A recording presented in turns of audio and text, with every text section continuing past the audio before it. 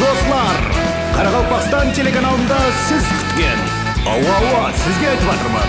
Һәм күлкі құмар тамашагөрлерге арналған әзілкеш көрсетуі. Бүгінгі көрсетуімізде яқшы, өздеріңіз көріп аласыз. Демек әзір әзілкеш. Күтіп алың, Юморбек. Рахмет. Ассалаумағалейкум, Қарақалпақстан телеканалында хабар информациялық дәстүрі. Деп айтқан мен сіздер сеніп отқан жоқ шығар, себебі сіздердің хабарыңыз бар, бұл әзілкеш көрсетуі. Nestle Pure Life. Судың сапасы, өмір сапасы. Мінекей, жақында ғана 1 июн халықаралық балаларды қорғау күні үлкен байрам болды. Хаммемізден бала болғанбыз. Енді бір балалықты бір еске түсіп кетейік. Ең бақытлы күн дәуір бұл балалық, е? Солай емес пе? Кішкентай уақытта үйде ауқаттың мазалы сенікі, е? Ұлма айтқан қылады, сені үлкелерім тыңлайды, кішкентайларым. Үлкейіп кеткеннен кейін, айтыр, үйдің кішкентайы бұл ең жұмыстың бар соған қалады да, бірақ. Бала тілі ең қызық тіл. Демек, ендігі рубрикамыз бала тілі пал деп аталады.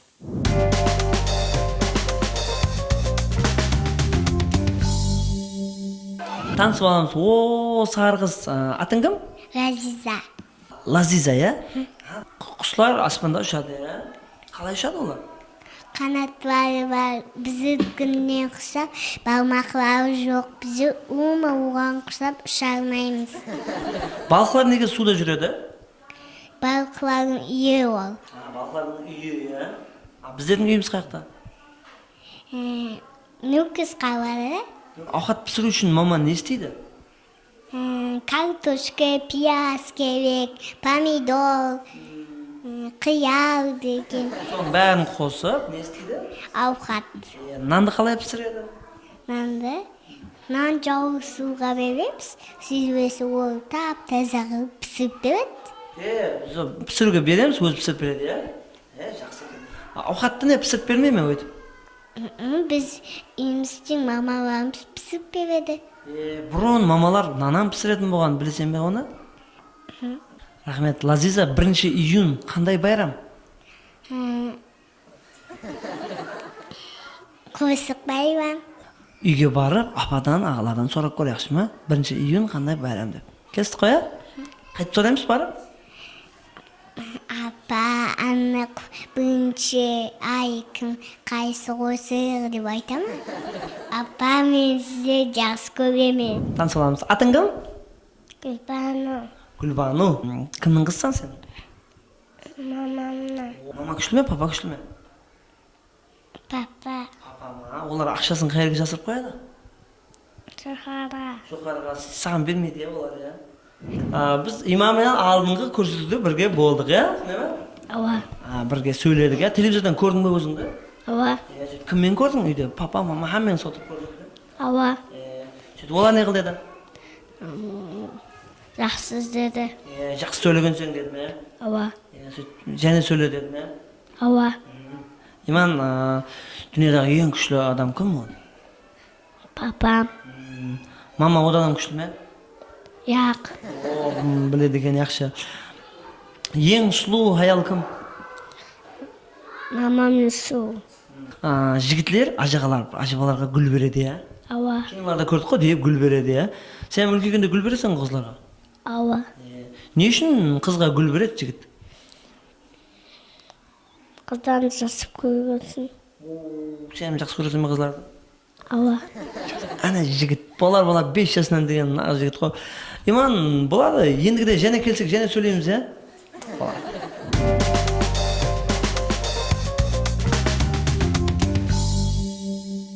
Әлбетте, күлкі өмірді ұзайтады. Бірақ тек күле бермей, су ішуді де ұмытпау керек. Nestle Pure Life сулары әзілкеш көрсетуінің тәуендері. Мінекей, үлкемізде жаз маусымы, жаз. Егер шөлесеңіз, Nestle Pure Life үшін бәр болады саз. Дүния базарында 150 жылдан берлі сондай су өнімдерін, сапалы су өнімдерін жетістіріп тұрған ең ірі компания Nestle Pure Life сулары.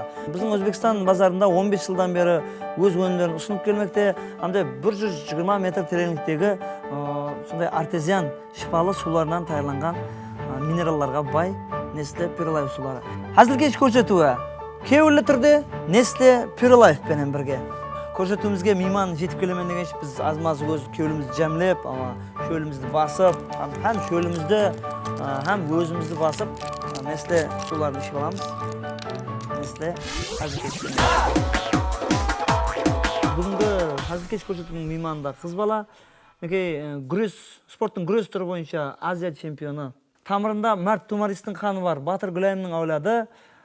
Чемпион карындашыбыз Еркинбаева Сәнайым бүгүн мейманда. Чемпионга хош келипсиз. Міне, бүгінгі көрсетуге шақырғаныңыз үшін жүдә мінетдарман. Кыз бала төргө өтсө жакшы болот дейт. Өтөмүз, Сәнайым. Демек, бүгүнлөрү хармаңлар. Барбаңыз? Окуулар калай? Кетип атыр. Каяка кетип атыр? Со 4-нчи курс. Бітіріп атты. Сәнайым енді күрес, спорттың сондай жекпе-жек күрес деп айтылады, осы түрлері бойынша қыз балалар негізі көп шұғылдана бермейді да. Сіз қалай адасып кіріп қалдыңыз бұл күреске? Мен бұл күреске кіруім 3-ші классымнан өзімнің мақсатым болып, сол 3-ші классымнан ойлап, не затты ойлағанман, мен бірінші нәубетте жер жүзін кезуді ойлағанман. Һәм одан кейін маған жер жүзін кезуім үшін ауылдағы қызға не жәрдем береді? Спорт жәрдем береді. Енді білесіз, біздер ауылда қызға 18 жастан тұрмысқа шығады. Ойлағанман, сол кезде мен 8 жасармын. Сонда мен 10 жылдан кейін тұрмысқа шығатын болсам, мен не көрдім? Ешнәрсе көрмедім ғой. Демек мен сол бір зат қылуым керек. Сол қанымызда палуанлықтың қаны болған үшін сол күреске қызығып, сол менен ойлағанман. 4 әкем көрмей тұрып тұрмысқа шықпаймын деп. Әзірше нешеуін көрдіңіз әкенің? Әзірше 3-еуін көрдім. Онда жігітлердің диққатына еле бір әкем бар, сіздер асықпаңдар. Жақсы жүдә ниетің жолдасың дейді ғой. Жаңа айтып жатсыз, сол қанымызда палуанлық бар ма деп. Әкеңіз? Атам палуан болған. Қаралпақтың бас палуанларын жығатын дәрежеде күшлі палуан болған. Кім деген палуан? Еркінбай палуан. Еркінбай палуан. Шаманайдан Еркінбай палуан. Фамилияңыз соң атында Еркінбай. Мен соң атында. Жақсы. Жаңа айтып жатсыз ғой, палуан болып көп жерлерді кездік деп. Есіңізде қалған қайсысы күрес? Индияда болып өткен Азия чемпионаты. Индияға бардыңыз, иә? Индияға соның арасында айтып өтейін бардым деп. Индияға енді сондай сізге айтайын әзір сондай уақия болды. Аэропорттан біздер шығып атырыппыз. Бетіме ұрған әуір. Біздің Қаралпақстандағы ысылықты сағынасаң да сол әуір бетіге ұрған кезде. Онда ол неше градус? Одан жоғары? Олмада демалу мүмкін емес. Барған кезде демала алмайсыз. Кейінен енді бір күннен кейін үйреністік, бірақ барған күні әме ауырып қалды да. Аңсат емес. Аңсат емес. Ондай шариатқа, хауа шариатына масласып, индиян қызлармен күрестіңіз бе сонда? Индиян қызлармен күрестік. Маңайында арасында тошық қойып шыға ма? Тошқы қойып шығады енді. Олардың Сен тошық қойдың ба олардың несіне? Сен менен тошқы қойдың олардың ақырында. Болады, әжайып, қалай шапалақ ұрмай отырамыз. Сен үшін ең қадірлі болған жеңіс, бұл қай жердегі жеңіс? Ташкентте болып өткен гран-приде, ол гран-при Олимпиадаға жоллама беретін ең үлкен жарыстардан есептелінеді. Чемпионат мирден кейінгісі. Сол жарыста мен 3-ші орынды алдым, бірақ 1-ші орынды алмадым. 3-ші орынды алдым. Соның өзі маған сондай татлы болды. Ең қысқа уақытта жеңіске еріскен күресің неше минутта болды? 8 секунд. Секундта, мен минуттың басына отырып. Келіп, ассаламалейкум деп атқан уақытта енді жығып тастағансың ғой онда сен, иә? Сондай болды ма енді... Кіммен күрестің ол 8 секунд? Мен үшін жүдә ахметлі жарыс еді. Себебі, сол жарысты ұтсам, мен студент боламын. Ұтылсам, ауылға. Сол күрес мен үшін ең тезіне алған. Енді бір сұрау, Сәнайым, бәрбірам қыз бала, енді көріп, енді бір күрес басқаша, қыздардың сумкасында барлық нәрсе болады дейді, тек қана тәртіп болмайды дейді, және не нәрсе болмайды? Бос орын болмайды. Бос орын болмайды сумкада, иә? Мойле деген сөз өзіңіз. Сіздің сумкаңыз немен бәнд болады? Мен тренировканың киімдері, және оның қасына салып, тренировкадан қайтарсың оқуға бараман ғой деп, оқудың тетрадтары, әмесі бар. Залдан шығып, тур оқуға кете бересіз, иә? Оқудан шығып, және залға. Үйге барып тұрасыз ба арасында? Арасында. Болады, енді күреске түспестен алдын шашыңызға қандай прическа істейсіз? шашым ең әпайы һәм ең аңсат прическа бұл төбеден буып қоямын. Төбесін. Шаш төбеге буып. Қатты қылып буып қоямын Ана төбеден. Корей сериалдарындағыдай төбесіне буып, иә, сондай ма? Шаулилерге ұқсап буып қоямын төбеден. Жақсы. Енді мен залға барып көргенмен сәнемді. Азыр келіп отырсыз басқаша. Ол залда енді танымай қаласың ол. Олимпиада ойындарында чемпион болып атқандар көбісі қайсы жас аралығында имканият көбірек болады? 20 жастан 35 жасқа шейінгі аралықта. Көбісі содан болады. Себебі 20 жастан жоғарысы үлкен жастағылар есептелінетін болса, сол кездері күрес қалыптасып сіңісіп басылайды да. Атрапқа алдыңғы көрген жарысыларынан тәжірибе топлап, бәрі одан төмендегілер жақсы күреседі, бірақ олимпиадаға шығу қиын. Тәжірибе бәрібір аз. Өзінің сөзін айтады, тәжірибе. Өзінің тәжірибе өзінің сөзін айтады. Демек, 20 жастан бастап 35 жас аралығында ең жаңа күшке толысып тұрған кезде тәжірибе бар. Азыр елесізде онда бір 3 рет қатар чемпион болуға имканият бар екен онда, енді басталады. Біз білеміз, қаным өзіміздің милли күрес, сонымен шұғылданғансыз баста, қазір дзюдомен айланысып жатсыз. Және қандай күрестің түрлері? Самбо күресі. Оменен жарысқа шығып көрдіңіз бе? Самбодан мастер спорты болғанмын. Өзбекстан спорт ұстасы. Спорт ұстасы. Енді күрестердің ең қиыны қайсысы солардың ішінде? Психологический күрес деп ойлаймын мен. Адам өзі-өзіменен күресу ең қиын. Себебі көп менің күшім жетпеген жерлерінде, жарысларда күшім жетпеген жерлерінде сол өзімді жеңе алмасам, жеңе алмай қалған уақиялар болғанда, өзімді өзім жеңе алмай, енді қарсыласымды көріп тұрып, енді бәрібір ол дзюдоның рауажланып тұрған жерлеріне шығып жатырған мәселе японецлар қиын күрес, өзіңменен өзің күресу деп. Сәл әстелеп айтып, мен жазып алайын, өзімді өзім жеңе. Өзіңді өзің жеңіп, телефон шықпама деген дейді, ұйқын тоқтатып, өзіңді өзің жеңуді. Яқшы қысқартып жаздым, мен түсінікті болды.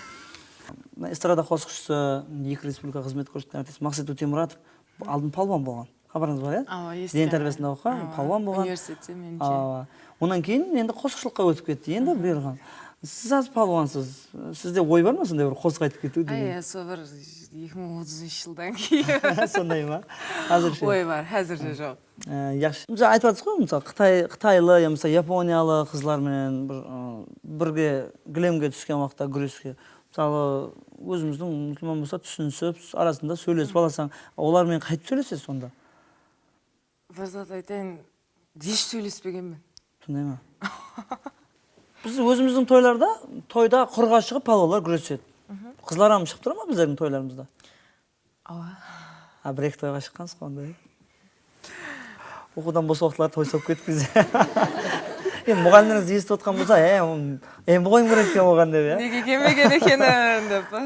Және Қарақалпақтан басқа палуан қызлар бар ма? Чемпион дәрежесіне жетіскен кімдер бар? Бар. Одайға шүкір деп айтамын. Әзір біздің дзюдо спорты әзір Өзбекстанда қызлар күшлілердің қатарында. Және бір нәрсені мақтаныш етіп айту мүмкін. Еркін күрестен қызлар Өзбекстанда бірінші орында тұрады.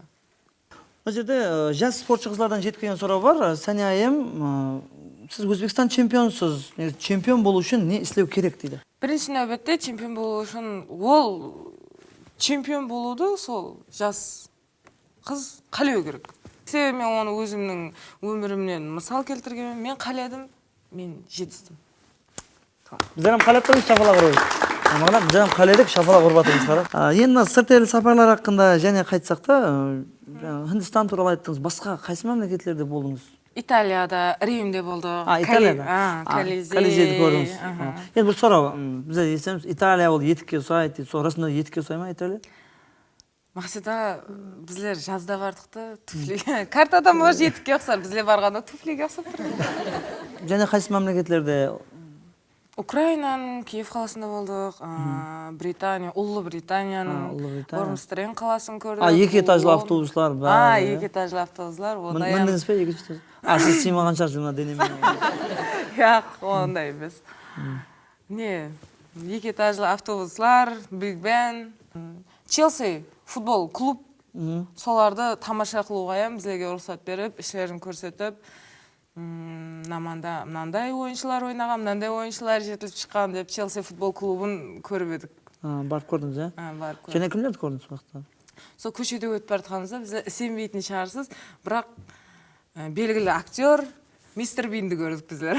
Кәдімгі өзіміздің Мистер Бин. Кәдімгі өзіміздікі. Сәлем айтыңыз керек еді менен.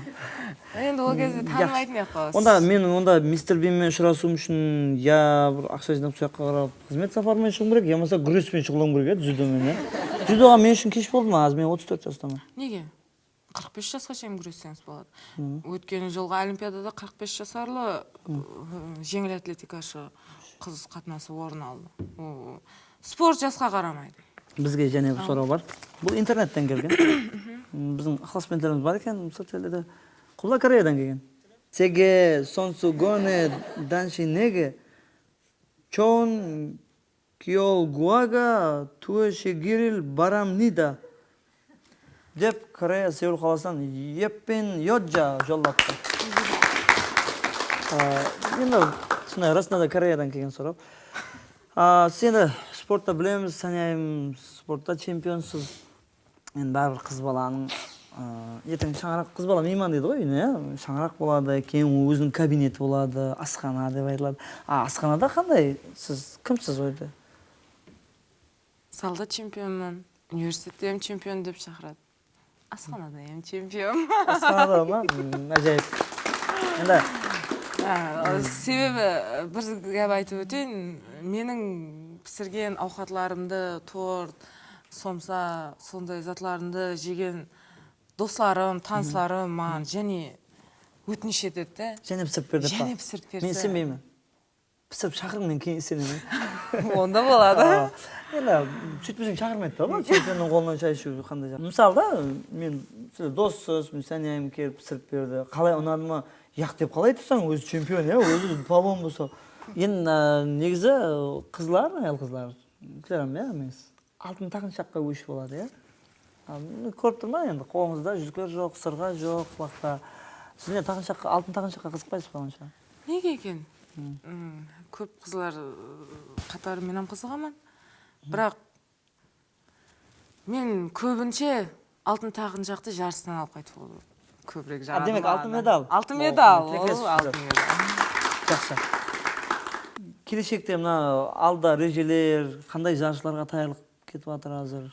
Әзіргі осы айда болып өтетін жарысымды айтсам, ертең Түркменстанның Ашхабад қаласында Азия чемпионаты болады, соған таярланып отырмын. Кеше залда көрдіңіз, қандай алып таярланып отырмын. Сондай алып таярланып отырмын. Енді одан кейінгілер, Құда қаласа, жазда Олимпиадаға лицензия алуға бар күш қайратым менен таярланып отырмын. Демек сіз 2016 жазғы Олимпиадада қатынасыз. Құда қаласа. Құттықтаймыз, біз тілектесіз. Негізі Олимпиада деген сөз, қарақалпақ тілінен келіп шыққан екен енді. Сіз спортшықты білесіз, бір алым деген жігіт болған. Сөйтіп пиадалап ұзаққа баратқан, грек таулары дейді ғой, Олимп таулары. Ұзаққа баратқан уақытта, кім келатыр, қараң деген. Өзім пиада келатқан екен. Алым ғой, немен келатыр, пиада келатыр, алым пиада, соны алым пиада болып кеткен дейді. Демек, әзір кеш көрсетуі біз давам етеміз. Енді дұрыс күлкі өмірді ұзайтады дейді. Бірақ тек қана күле бермей, арасында су ішуді де ұмытпаң. Әзір кеш, ендігіден бұлай Nestle Pure Life'пен бірге. Мінекей, дүния базарында 150 жылдан бері өзінің сапалы су өнімдерін ұсынып кетірген, дүниядағы ең ірі су өнімдерін жетістіретұғын Nestle Pure Life компаниясы. Енді бізбенен бірге. Ал Өзбекстан базарында болса 15 жылдан бері өз өнімдерін ұсынып кетір. Біздің жеріміздегі 120 метр тереңліктегі минералларға, керекті элементтерге бай, сол ажайып ішімлік суын бізге ұсынып кетір. Су тіршілік дәрегі, Nestle Pure Life бұл әммеге керегі. Nestle Pure Life. Сіз Nestle Pure Life суларының қандай екенін сезінуді қалесеңіз, онда сіз де алың Nestle Pure Life үшін.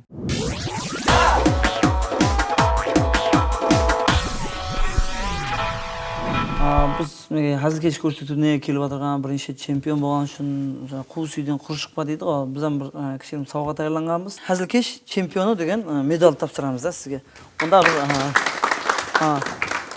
демек, қазір кеш көрсету чемпионы тағамыз.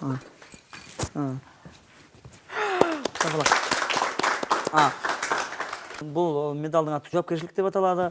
Сол мойнынан түспесін. Ертең Бразилияда барып кеткен уақытта 2006 жазғы Олимпиада ойындарында жауапкершілік деген медалды алмастырып, алтын медалға алып қайту. Бұл сізге үлкен тапсырма һәм халықтың сенімі ол. Nestle Pure Life. Судың сапасы, өмір сапасы. Демек, бізде мейманда Өзбекстан чемпионы, Азия чемпионы, қала берсе дзюдо бойынша 2016 жазғы Олимпиада чемпионы болайын деп тұрған қыз Еркінбаева Сәнәйім. Рахмет. Салға, спорт салға. Рахмет.